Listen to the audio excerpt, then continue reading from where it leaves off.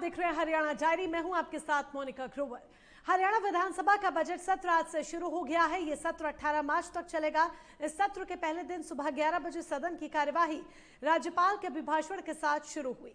मुख्यमंत्री नायब सिंह सैनी ने भारत रत्न संविधान निर्माता डॉक्टर भीमराव अम्बेडकर की प्रतिमा पर पुष्प अर्पित कर उन्हें नमन करने के बाद विधानसभा में प्रवेश किया। विधानसभा के बजट सत्र के दौरान सीएम सैनी ने शोक प्रस्ताव पढ़कर दिवंगत नेताओं को श्रद्धांजलि अर्पित की।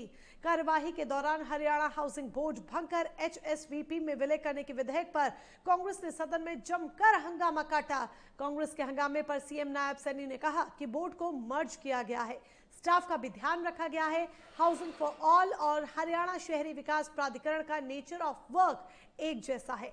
हाउसिंग बोर्ड का काम इतना नहीं है, इसके लिए कर्मचारी को कोई दिक्कत नहीं है। दिल्ली में आयोजित इंडिया AI इम्पैक्ट समिट में यूथ कांग्रेस के कार्यकर्ताओं ने शर्ट उतारकर विरोध प्रदर्शन किया। इस दौरान उन्होंने अपनी शर्ट उतारकर केंद्र सरकार के खिलाफ जमकर नारेबाजी की। विरोध प्रदर्शन पर हरियाणा के मुख्यमंत्री नायब सिंह सैनी ने प्रतिक्रिया दी है, जिस पर उन्होंने इसे दुर्भाग्यपूर्ण बताया। और क्या कुछ उन्होंने कहा, सुनिए। देखिए, दुर्भाग्यपूर्ण है कांग्रेस के युवराज, क्योंकि इनके DNA में है देश को अलग अलग स्थानों पर शर्मसार करना, देश को अपमानित करना। कांग्रेस यहां तो करती रहती है, देश की संवैधानिक संस्थाओं को उनका अपमान करना। और ये दुर्भाग्यपूर्ण है कि कांग्रेस राहुल गांधी के इशारे पर जिस प्रकार से कांग्रेस यूथ के कार्यकर्ताओं ने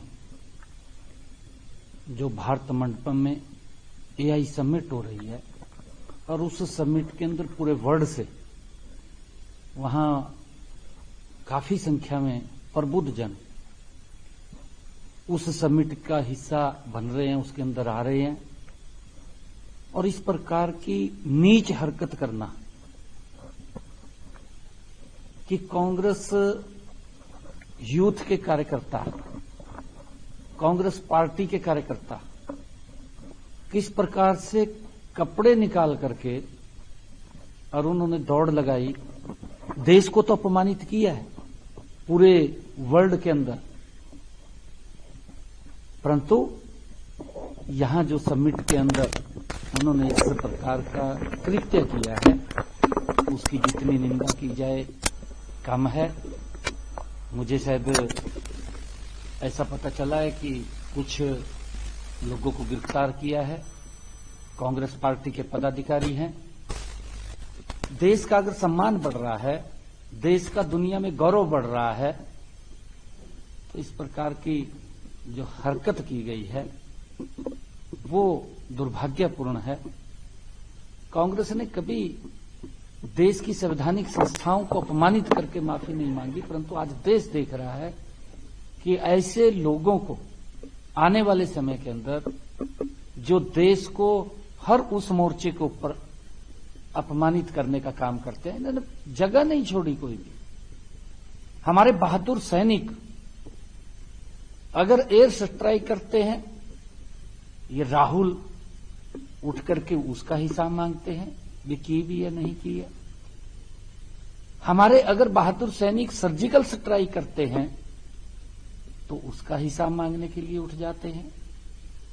ये दुनिया के अंदर भारत को किस प्रकार से नीचा दिखाने का काम कांग्रेस पार्टी और राहुल गांधी कर रहे हैं, परंतु आदरणीय मोदी जी के नेतृत्व में भारत आगे बढ़ रहा है।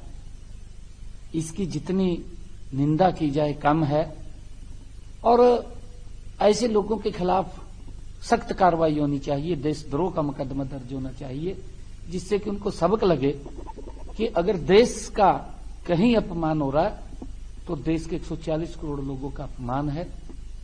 क्योंकि इस समिट के अंदर जो है, इस समिट भारत मंडपम में चल रही है, उसके अंदर पूरी दुनिया से सब अलग अलग बड़े प्रबुद्ध जन आ रहे हैं और बड़े नेता भी वहां आ रहे हैं, बड़े बड़े ऑफिसर्स आ रहे हैं, जो वर्ल्ड के अलग अलग लोग हैं इस समिट के अंदर हिस्सा ले रहे हैं।